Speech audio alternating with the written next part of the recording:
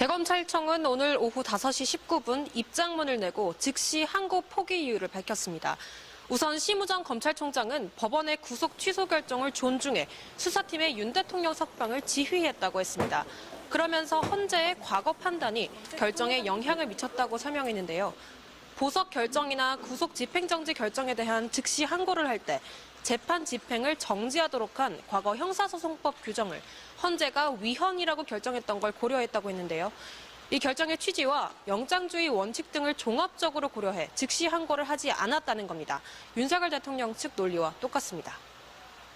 검찰이 결론을 내리기까지 생각보다 시간이 오래 걸렸는데요. 무슨 일이 있었던 거죠? 27시간 정도 걸렸습니다. 당초에는 즉시 항고를 할 거란 관측이 지배적이었는데요.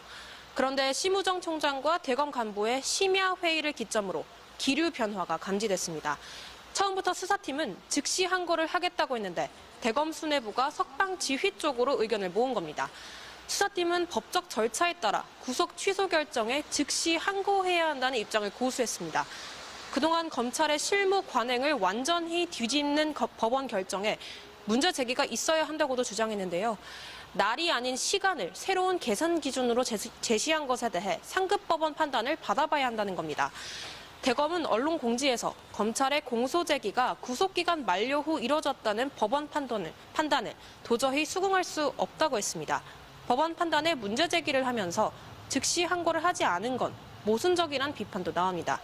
그러면 앞으로 윤 대통령과 똑같은 상황에 있는 피고인들이 구속 취소를 청구하면 모두 다 풀어줄 거란 지적도 나오는데요. 이런 혼란도 검찰 몫이 될 것으로 보입니다.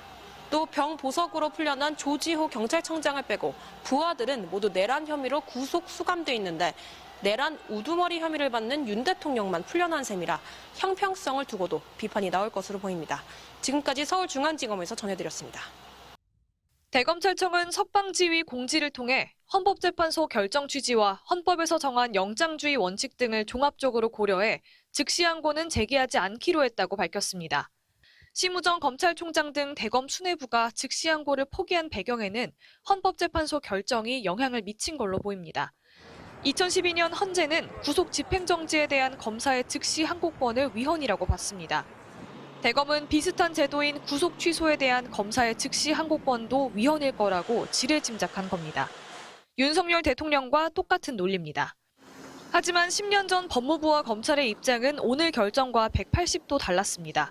헌재의 2012년 위헌 판단 이후 국회는 구속 집행정지뿐 아니라 구속 취소에 대한 검사의 즉시 항고권도 함께 삭제하는 내용의 법 개정을 추진했습니다. 그런 움직임에 제동을 걸었던 건 현재 대통령실 민정수석인 김주현 당시 법무부 차관이었습니다. 2015년 6월 17일 국회 법사위 소위에 출석했던 김 수석은 즉시 항고 위헌 결정을 구속 취소에는 그대로 대입할 수 없다는 취지로 답했습니다.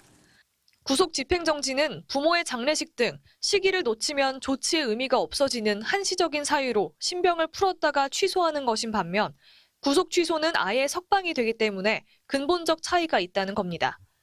법무부 반박에 여야가 다시 논의했지만 합의에 이르지 못하면서 구속 취소에 대한 즉시 항고 규정은 아직 법에 남아 있습니다. 검찰의 즉시 항고가 향후 헌재 판단 대상이 되더라도 헌재 위헌 결정 전까지는 합헌인 겁니다. 심 총장 등 대검 수뇌부는 이번 석방 지휘 지시로 10년 전 검찰과 법무부의 입장을 뒤집었습니다.